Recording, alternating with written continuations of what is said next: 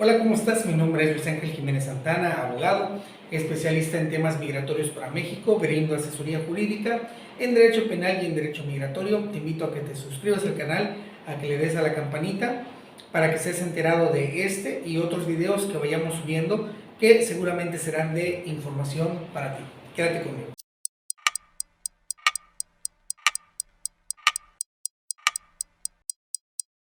Hoy te voy a hablar acerca de la visa de residente de estudiante. Si tú eres una persona que deseas venir a México a realizar algunos estudios, es importante que conozcas que existe una visa de residente de estudiante, que es el documento que te permitirá a ti poder tomar estudios en México. Estamos hablando de estudios profesionistas, ¿verdad? O estudios en este caso de licenciatura, de carrera, posgrados, doctorados. También en caso que pretendas estudiar alguna, pues no sé, educación básica, también es necesario que tengas documentación migratoria para poder acceder a ello. Empiezo con la visa de residente temporal estudiante. Lo primero que tienes que hacer, si tú estás en el extranjero, obviamente me hablas en este caso de Colombia, de Venezuela, de Argentina, de Paraguay, de Uruguay, y te interesa venir a estudiar a México, pues te invito a que conozcas las múltiples universidades que existen en el país, pues para que tú verifiques si la licenciatura que desees tomar se encuentra ahí y también ubiques costos.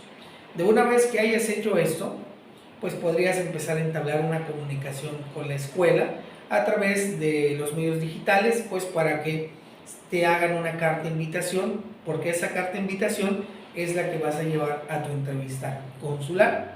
Muchas de las veces tú no requieres visa para ingresar al país y puedes venir en tu calidad de visitante, es decir, de turista, para conocer de manera física la escuela y entablar pláticas correspondientes para que te den la carta y tú regreses a tu país de origen, o en este caso a la embajada mexicana donde vayas a hacer la entrevista, y hagas la entrevista para que se te estampe en el documento la visa de residente temporal estudiante. ¿Ok? Bueno, déjame decirte a ti que hoy día muchas escuelas de nivel superior están solicitando que los alumnos paguen un semestre completo para poder dar la carta. ¿Por qué?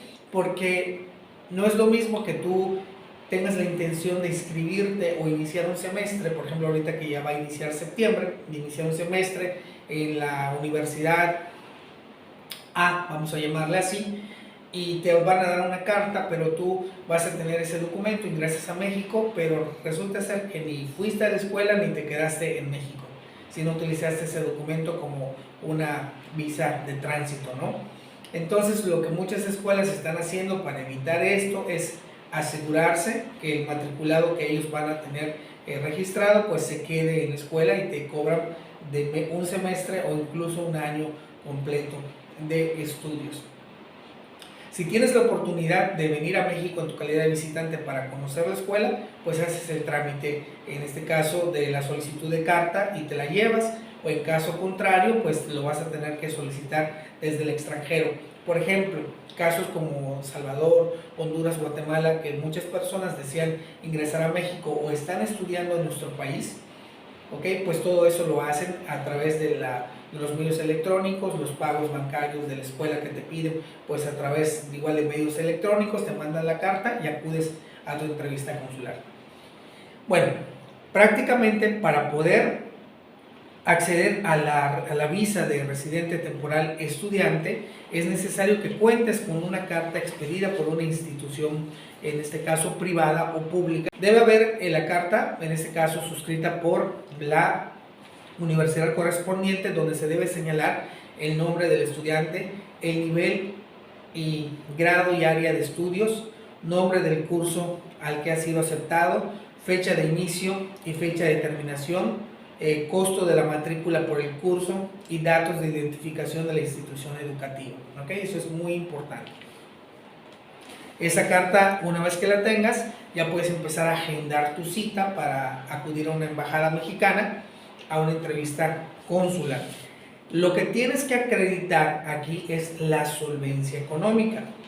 Y en la solvencia económica puedes acreditarlo mediante, en este caso, dos formas, ¿ok? La primera es exhibiendo algún documento en el que demuestres, en el caso que tú ya tengas estudios universitarios o vayas a hacer algún posgrado o algún doctorado, porque si vas a estudiar preparatoria o la carrera y dependes económicamente de tus papás, pues obviamente tendrás que acreditar la solvencia económica de tus papás, pero todo eso lo tienes que acreditar, ¿ok? Dice, hay que demostrar que se cuenta con un empleo, con una pensión o una beca, con ingresos mensuales libres de gravámenes, mayores al equivalente de 100 días de salario mínimo vigente en lo que es la Ciudad de México. El salario vigente aquí en la Ciudad de México, por ejemplo, en la Ciudad de México, porque yo no estoy en la Ciudad de México, estoy en Yucatán, es de 141 pesos. Entonces 100 días de salario es de 14,100 pesos mexicanos. Aproximadamente tú debes tener una pensión, un empleo o tus papás con un ingreso superior a los $700 estadounidenses. Lo convierto así porque como que es la moneda que más entendible, ¿verdad? Pues para todos. Aproximadamente es lo que debe tener $700, o sea, un ingreso mensual de $700. Y tienes que llevar, en este caso, tu estado de cuenta de 3 meses. Es decir, si estamos en agosto, llevarás el estado de cuenta de julio, de junio y de mayo. Y si tienes el de agosto, pues llevas el de agosto, el de julio y el de junio, ¿ok? O en su caso, tienes que llevar original y copia del comprobante de inversiones o cuentas bancarias con un saldo promedio mensual equivalente a 1,000 días de salario mínimo vigente durante los últimos 3 meses. Es decir, a un ingreso mensual, ¿ok? Perdón, un ingreso mensual equivalente a $7,050, para que tú tengas en cuenta. Obviamente, lo que aquí hay que considerar es que también son los últimos 3 meses que tú tienes que llevar, ¿no? Bueno, de una vez que tú cumplas con este requisito, entrevistas, vas a la embajada, a la entrevista consular, te estampan la visa, ingresas a México, haces el canje, te dan una residencia temporal de estudiante, la cual tiene una CURP, ¿ok? Que es la clave única del registro poblacional, y para los extranjeros también se les asigna este número, y con esto ellos ya se pueden inscribir al sistema SEP y no vas a tener problemas al momento de pues generar tus documentos o tus títulos respecto de los estudios que estás haciendo. Yo no tengo las cantidades que exige el gobierno mexicano para poder intentar la visa, ¿ok? Mis papás no tienen el dinero suficiente como para poder demostrar todo esto. Hay que considerar algo. ¿Pretendes estudiar en el extranjero? Lo correcto es de que tengas la solvencia económica para poder estudiar. Yo lo veo desde este punto de vista. Yo estoy aquí en México. La educación es un derecho humano que no se le debe negar a nadie, pero cuesta mucho estudiar. A muchas personas les cuesta mucha dificultad porque no ingresan a las universidades públicas y porque tienen que buscar universidades privadas. Las universidades privadas hay de todo tipo de costos, de todo tipo de clases sociales, pero estudiar cuesta. Entonces, imagínate, si tú no puedes costear estudios en tu país, ¿cómo piensas que puedes costear estudios en el extranjero? Puede ser que a lo mejor consigas una beca. Si consigues una beca, en estricto sentido no necesitas acreditar la solvencia económica para la visa, pero sí necesitas acreditar solvencia económica para tus gastos de estadía y manutención, porque cuando estés en territorio mexicano vas a tener que rentar una casa, vas a tener que comer, vas a tener que pagar, pues, no lo sé, tus colegiaturas, vas a tener que pagar, pues, trabajos escolares, taxis, renta de vehículos, alguna situación que a lo mejor pudiera ser interesante. Por eso es importante. Quien tiene una visa de residente temporal estudiante es porque tiene la economía y la solvencia suficiente para poder estudiar en el extranjero. Todas aquellas personas que salen a estudiar al extranjero es porque tienen la solvencia económica o porque consiguen una beca. Y así consigas una beca, pues muchas personas generan algún tipo de préstamos pues para poder subsistir en ese país, ¿ok? Entonces, muy importante porque de repente muchas personas ingresan al país como turistas, ¿ok? Van a una escuela y se inscriben. Y aquí pongo y recalco, muchas escuelas aceptan a turistas como estudiantes y eso está mal. Está mal por parte de la institución educativa, pero la institución educativa privada únicamente está pensando en cobrarte a ti una inscripción, en cobrarte a ti una mensualidad, pero al momento de que va a mandar tus papeles a la SEP, al momento de que va, en este caso, ¿cómo se llama?, a tratar de inscribirte, darte de alta, pues obviamente ante la Secretaría de Educación Pública para que puedas tener tus papeles, te van a pedir como requisito una CURP. Pero como eres un visitante y no tienes una residencia temporal estudiante, pues obviamente pues no te van a poder inscribir y el dinero que tú ya gastaste, pues la escuela no te lo va a devolver porque te va a decir, ya te brindé un servicio, ya lo usaste, entonces tú tienes que ubicarte, en este caso, ¿ok?, de tener la documentación correspondiente para poder ingresar a estudiar como residente temporal estudiante. ¿Cuáles son los beneficios de tener una residencia temporal estudiante? Si tú ingresaste al país para hacer un estudio de posgrado, por ejemplo, y estás casado, pues puedes ingresar a tu esposa como residente temporal estudiante, perdón, como residente temporal por el tiempo que dure tus estudios. Puedes ingresar a tus hijos también. Si eres soltero, pues puedes ingresar a tus papás, ¿ok?, para que ellos estén aquí en el tiempo que tú estás estudiando. Incluso la tarjeta de residente temporal estudiante te permite trabajar siempre y cuando el trabajo que tú vayas a realizar sea acorde a los estudios. Por ejemplo, tú estás estudiando gastronomía en México y eres, en este caso, chileno. Puedes trabajar en el ramo de la gastronomía, en un hotel, en un restaurante, sin ningún problema, ¿ok? De repente resulta que tú estás estudiando administración de empresas en México y lo digo tal cual con el debido respeto, eres un joven, masculino o femenino, cualquiera de los dos sexos, que pues estás bien parecido y alguien te invita a que vayas de modelo o de decán para alguna marca. Llega migración y te detienen y tú dices, es que tengo permiso para trabajar porque estoy estudiando. Sí, pero tienes permiso para trabajar de acuerdo a las funciones de lo que estás estudiando, no para hacer otros trabajos. Muy importante. Ahora bien, tú ingresaste a México por trabajo, eres un residente temporal por trabajo, eres un residente temporal porque te casaste en México y quieres continuar con tus estudios o iniciar estudios nuevos en el país, lo puedes hacer sin ningún problema.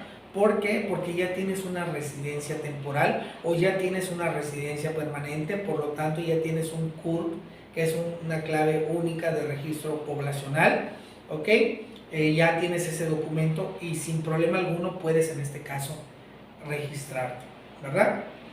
Bueno, aspectos negativos de la visa residente temporal estudiante, que no te genera antigüedad en el país. Es decir, si tú piensas ingresar a México para estudiar y luego dices después de 2 años, 3 años quiero hacerme mexicano, no se puede porque la residencia temporal de estudiante, en este caso, ¿verdad?, pues no te genera antigüedad, porque únicamente está este tiempo en tanto tú obtienes tu título. De una vez que ya obtengas tu título profesional y tu cédula profesional, pues tú decidirás si la vas a ejercer la carrera que estudiaste aquí en el país. En caso que decidas no ejercerla, pues obviamente te vas a tu país de origen, ahí haces la revalidación de estudios correspondientes y ejerces ahí. Pero si vas a ejercer aquí en México, haces un cambio de residente temporal estudiante a residente temporal por trabajo, buscando una empresa que te proporcione a ti la constancia de inscripción de empleador, o a menos de que los estudios que vayas a estar realizando te permitan a ti hacerlo de manera personal. Por ejemplo, conozco muchos extranjeros que están estudiando Derecho en México, luego se van a dar de alta en Hacienda y luego van a trabajar por propia cuenta y cambian su residencia temporal estudiante a una residencia temporal. ¿ok? Entonces, a partir de que eres residente temporal, pues ya empiezas a generar antigüedad por si gustas más adelante nacionalizarte o por si gustas más adelante ser residente permanente. Recuerda que las condiciones de estancia, tanto la temporal como la permanente, obviamente son condiciones que te permiten estar por un tiempo en el país, una por un determinado tiempo y la otra, la permanente, por tiempo indeterminado. Ninguna hace que te vayas a quedar por el tiempo que tú vayas a pensar, no, aquí me voy a quedar. Claro está, mientras no infrinjas la ley, mientras no te cancelen las residencias, mientras no haya algún tipo de situaciones así por el estilo que puedan ser complicadas, pues en este caso no debe haber problema. Retomo lo del principio. Residente temporal estudiante es una visa en la cual necesitas dos cosas cuando menos. La primera es la carta de la institución pública o privada que te extienda la oferta educativa, la cual debe contar con unos requisitos. Vamos a tratar de dejar el link aquí de la página oficial del Instituto Nacional de Migración. Obviamente acreditar solvencia económica. Una es de unos ingresos mensuales arriba de los $700 mensuales durante los últimos 3 meses y la otra es, en este caso, una cuenta bancaria con ahorros o inversiones superiores a los $7,050 mensuales durante los últimos 3 meses.